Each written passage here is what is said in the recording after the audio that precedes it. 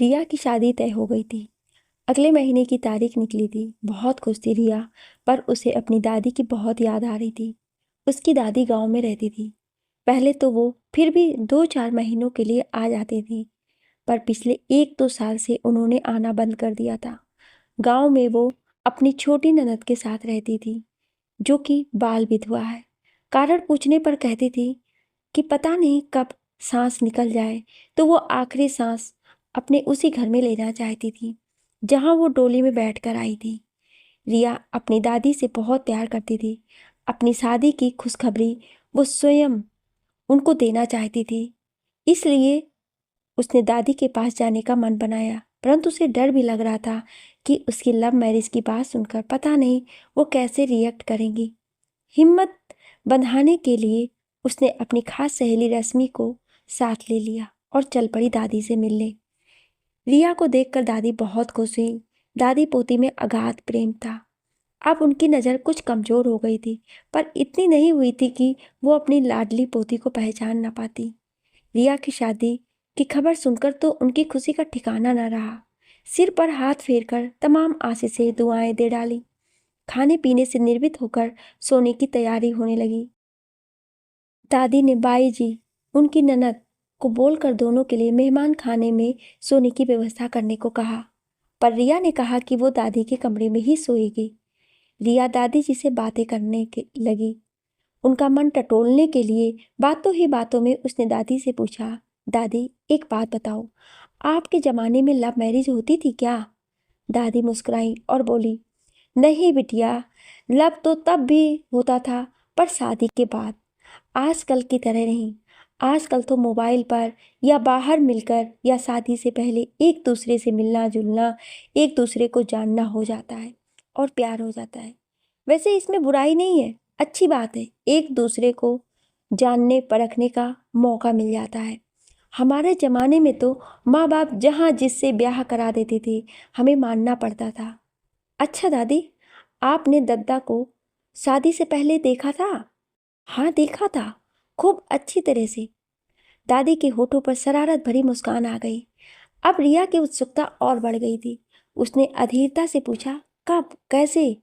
अरे अरे रुक तो सही, शादी के 1 महीने पहले देखा था, कहकर दादी जोर से हंसने लगी।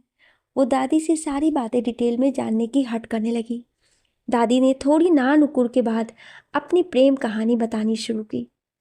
हमारी अम्मा दादी मैं की जगह हम का प्रयोग करती थी, और तुम्हारे दद्दा की अम्मा पक्की सहेलियाँ थी, जो पास के गांव में ही ब्याही थी।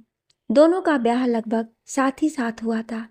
ब्याह से पहले ही दोनों सहेलियों ने एक दूसरे से वादा कर लिया था कि अगर दोनों के लड़के और लड़कियां हुए तो वो समधिन बन जाएंगी। तुम्हारे दद्दा ब्याह के अगले साल ही पैदा हो गए और हम अम्मा की शादी के 9 साल बाद हुए थे। हमसे पहले हमारे 2 भाई हुए थे। वादे के अनुसार हमारा ब्याह कराना तय हुआ।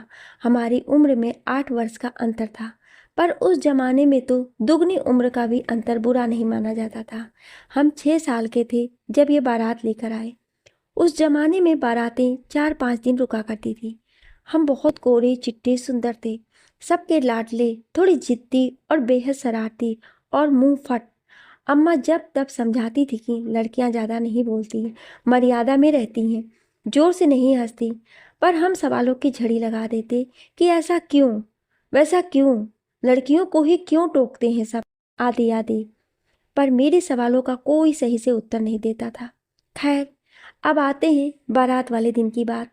शादी को लेकर हम बहुत खुश थे कि नए कपड़े गहने पहनने को मिलेंगे, खूब सजेंगे। घर में खूब रौनक थी, नाच गाना हो रहा था। 6 साल की अबोध बालिका को इसी बात की खुशी और उत्सुकता थी। रस्में शुरू हो चुकी थी। एक दिन हम अपनी सखियों के संग खेलते खेलते सामियाने में पहुंच गए, जहां बाराती रुके थे। तभी हमारी सखी ने हमारे दूल्हे यानी तुम्हारे दद्दा की ओर इशारा किया। मिथिला देखो, वो तुम्हारा दूल्हा है। हमने दूल्हे को देखकर बुरा सा मुंह बनाया और जोर से बोल पड़े, छी, ये काला सांड है हमारा दूल्हा, हम तो नहीं करते इससे ब्याह। और हम गुस्से में पैर पटकते हुए वहां से भाग आए। सामियाने में हलचल मच गई। हमारे घर तक बात पहुंच गई। बात प्रतिष्ठा की थी, सो दूसरे ही दिन आनन फानन में हमारे फेरे डलवा दिए गए। सोते सोते। सोते सोते मतलब? हाँ बिटिया, हम सो रहे थे तब। हुआ यूं कि जैसे ही अम्मा को हमारी बात पता चली तो उन्होंने हमें 2-4 थप्पड़ लगाए, तो हम रोते रोते कमरे में जाके सो गए। दादी हंसते हंसते बोली। कहानी सुनने में दिलचस्पी बढ़ती जा रही थी। रिया ने कहा, आगे क्या हुआ दादी, वो भी तो बताओ। फिर क्या, जब नींद खुली तो हम भारी कपड़ों गहनों से लदे थे। ये मोटा सिंदूर मांग में सजा था। सजने का शौक तो छुटपन से ही था। चूड़ी बिंदी महावर देख हम समझ गए कि हमारा ब्याह हो गया है। सामने तुम्हारे दद्दा को देख फिर से गुस्सा आ गया। हम पुकारते हुए बोले, अम्मा, हम कहे दे रहे हैं, हम इस काले भैंसे के संग नहीं जाएंगे। और रो रो कर चूड़ी बिछिया उतारने लगे। बड़े भैया को हम दिलो जान से चाहते थे और उनकी हर बात मानते थे। उन्होंने प्यार से गोद में बिठा के हमें समझाया, ठीक है बिट्टो, हम तुम्हें दूल्हे बाबू के साथ नहीं भेजेंगे। हम खुश हो गए कि चलो इस गैंडे से पीछा छूटा। हमने तुम्हारे दत्ता को अब तक ना जाने कितने नाम दे डाले थे, कहकर दादी ठठा कर हंस पड़ी। और रिया उन्हें देखते हुए सोचने लगी, दादी अपनी जवानी में बला की खूबसूरत रही होंगी। फिर क्या हुआ? फिर क्या, ब्याह तो हो गया, बारात वापस चली गई। 3 साल बाद गौना तय हुआ। गौना, वो क्या होता है? रिया और रश्मि एक साथ बोली। हमारे ज़माने में छोटी उम्र में शादी होती थी तो लड़की के थोड़ा वयस्क होने पर विदा की जाती थी। इसलिए 3 साल या 5 साल में गौना करके लड़की को ससुराल भेजा जाता था। 3 साल बाद हम ससुराल आए। अब हम 9 साल के थे, पर अल्हड़पन अभी भी गया नहीं था। ये छुप छुप कर हमें देखते और पास बुलाते, पर हम इन्हें मुंह चिढ़ाते हुए भाग जाते। अगर ये मेरा रास्ता रोक कर खड़े हो जाते तो हम चिल्ला चिल्ला कर सबको बुला लेते। मौसी अम्मा, इनकी अम्मा, देखो ये दिन्नू हमें मार रहा है। इनकी डांट पड़ती तो हम ताली बजाकर हंसते, अंगूठा दिखाते और जीभ चिढ़ाते। ये बेचारे हैरान परेशान चुपचाप डांट खा लेते। इनके यहाँ एक बात और थी जो हमें कतई पसंद नहीं थी कि शौच के लिए मुंह अंधेरे खेतों में जाना पड़ता था। एक तो हम अंधेरे से बहुत डरते थे और ऊपर से सांप बिच्छू का भी डर था गांव में। हमने मौसी अम्मा से कहा, हम यहाँ नहीं रह सकते, आपके घर में शौचालय नहीं है और हमें बाहर जाना पसंद नहीं है। दूसरी बात, हमें घूंघट नहीं लेना। हम कल गिर गए थे, देखो कितनी चोट आई है। हम साड़ी उठाकर घुटने की चोट दिखाने लगे। मौसी अम्मा ने हमारे एक चपत लगा दी और चिल्ला के बोली, बहुत चपर चपर जबान चलती है तेरी। वहाँ बारात में भी सबके सामने हमारे दिनुआ, तुम्हारे दद्दा का नाम रामदीन था, को काला सांड बोली और अब दिन्नू दिन्नू का लगा रखी है। पति का को नाम लेते है का? चर्बी चढ़ गई है दिमाग में। आने दो तुम्हारे बाबूजी को, सब शिकायत करेंगे। हम रो कर कमरे में भाग गए और पूरे दिन कमरे से बाहर नहीं निकले। ये गांव से कुछ दूर एक कस्बे में पढ़ते थे। ये स्कूल से आए तो इनकी अम्मा ने हमारी शिकायत नमक मिर्च लगा के करी। ये चुपचाप सुनते रहे। शाम तक हमारे बड़े भैया और बाबूजी आ गए। उनको खबर पहुंचा दी गई थी। उनसे भी हमारी शिकायत की गई। हम बस एक ही बात की रट लगाए थे कि हमको यहाँ नहीं रहना है, साथ जाना है। बाबूजी ने हमें बहुत समझाया, पर हम जिद पर अड़े रहे। तब भैया ने उन लोगों से विनती की कि मुझे कुछ दिन के लिए लिवा ले जाते हैं, फिर समझा बुझा के भेज देंगे। ये बेचारे रुआसे एक कोने में खड़े हमें जाते हुए देखते रहे। बाबूजी ने हमें घर में पढ़ाने के लिए एक मास्टरनी को रख दिया। हम मन से पढ़ाई करने लगे। हमें पढ़ना बहुत अच्छा लगता था, पर उस समय लड़कियों को स्कूल नहीं भेजते थे। वो तो भैया ने जिद करके हमें थोड़ा बहुत पढ़वा दिया, वरना हम अंगूठा छाप ही रह जाते। हमें मायके आए 2 साल हो गए थे। एक दिन डाकिया हमारे नाम की चिट्ठी लेकर आया। इनकी चिट्ठी थी, हमारा पहला प्रेम पत्र। दादी का चेहरा शर्म से लाल हो गया। इस उम्र में भी नई नवेली दुल्हन सी शर्माती दादी बड़ी ही क्यूट लग रही थी। दादी पुरानी यादों में खो गई थी। रिया ने पूछा, क्या लिखा था खत में दद्दा ने? इस ये कैसे बताएं तुम्हें? बताओ ना दादी। रिया छोटे बच्चे की तरह मचलने लगी। अच्छा, वो संदूक रखा है अलमारी के ऊपर, उसे ले आओ। संदूक की धूल साफ करके दादी ने लाल कपड़े में बंधे संभाल के रखे हुए कुछ खत निकाले। फिर एक खत को आंखों के एकदम नजदीक लाकर देखा, फिर रिया को पढ़ने को बोला। रिया ने पढ़ना शुरू किया। मेरी प्राण प्यारी मिथिला, तुम उस दिन बिना कुछ कहे गुस्सा होकर मुझसे मुंह फेर कर चली गई। तब से मुझे कुछ अच्छा नहीं लगता। मेरा क्या कसूर था, ये तो बता जाती। तुम मुझे चाहे कितना भी दुत्कार लो, गुस्सा कर लो, पर अपने घर आ जाओ। तुम्हारे बिना सब संसार सूना लगता है। हमने 10वीं की परीक्षा अच्छे नंबरों से उत्तीर्ण कर ली है। हमने अम्मा को धमकी दे दी है कि हमारी बहू को बुला लाओ, नहीं तो हम ये घर छोड़कर बाबा बन जाएंगे। अम्मा तुम्हें नकचड़ी कह रही थी, पर हमने हिम्मत करके कहा कि तुम अभी नादान हो, प्यार से समझा दो तो समझ जाएगी। तुम समझ जाओगी ना मिथिला? तुम आ जाओगी तो जो तुम कहोगी हम वही करेंगे। हमें निराश मत करना और पत्र का जवाब जल्द से जल्द देना। हमारे बस में होता तो हम तुम्हें जाने ही नहीं देते। अम्मा कह रही हैं कि तुम्हारे घर वाले लेके आए यहाँ से कोई न जाएगा। तुम बड़े भैया से बात करो, वो समझदार हैं। पत्र के उत्तर की प्रतीक्षा में, तुम्हारा दिन्नू। तुम मुझे इसी नाम से पुकारा करना अकेले में। आगे शायरी लिखी थी। लिख रहा हूँ खत, इसे स्याही न समझना, खून का कतरा है ये। आगे याद नहीं है। दादी जोर जोर से हंसने लगी और उनके साथ ही रिया और रश्मि भी। रात बहुत हो चुकी थी, पर दादी की दिलचस्प प्रेम कहानी सुनने की उत्कंठा में नींद कोसों दूर थी। रिया ने आगे की कहानी बताने की जिद की तो दादी ने दूसरा खत पढ़ने को बोला। ये खत दादी ने दद्दा को जवाब में लिखा था। प्यारे दिन्नू जी, प्रणाम। आपको हमारा खत पाकर हैरानी हो रही होगी कि इस नक्चड़ी घमंडी लड़की ने जवाब कैसे दे दिया। ये तो ठीक से पढ़ना लिखना भी नहीं जानती थी। तो महाशय, हमने घर पर ही पढ़ाई शुरू कर दी है। हमें पढ़ने लिखने में बहुत आनंद आता है। मास्टरनी जी ने गांधी जी की लिखी पुस्तकें हमें लाकर दी है और भी बहुत सी अच्छी पुस्तकें पढ़ रहे हैं हम, जिनमें बहुत ज्ञान की बातें होती हैं।